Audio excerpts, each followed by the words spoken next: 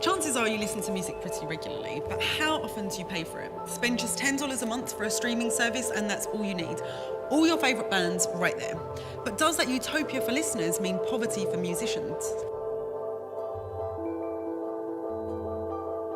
Joe, that steep decline is happening really, really quickly. Why? Because nobody wants to buy a record when you can get it for free. Just look at the royalties streaming services are paying. At the top, Google Play at 73,000th per play. At the bottom is YouTube at 3/10,000th. Stephen, those numbers are really, really appalling. I think it's actually the opposite. In many ways, streaming is saving the music industry, and it's really restoring the growth that the industry has been missing for years. How big of a song do you have to make like reasonable royalties off of streaming? You have to be Drake. You have to be Drake. Is that the answer? That's the answer. The company Spotify is a very interesting case study.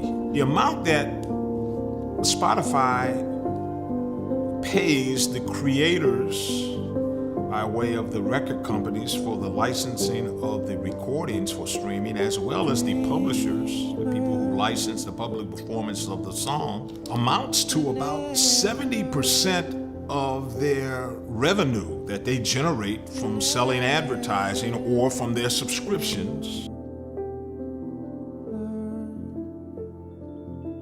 Can they survive and become profitable on the 30% that they're left with? The margin just isn't big enough.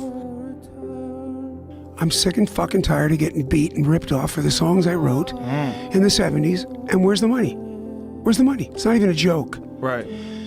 It's not even a joke. And now that there's a format that's digital, it's even less of a joke. Spotify is trying to save music by helping record labels become even more evil, and by shape-shifting the music industry without anybody noticing. Spotify's handing us all of music for cheap. So cheap, Spotify loses money every year. If Spotify conquers the streaming music world, and that's the entire music world, what can artists do but take what Spotify gives them? I've come to the unfortunate conclusion that streaming rates for artists are not going to increase anytime in the near future.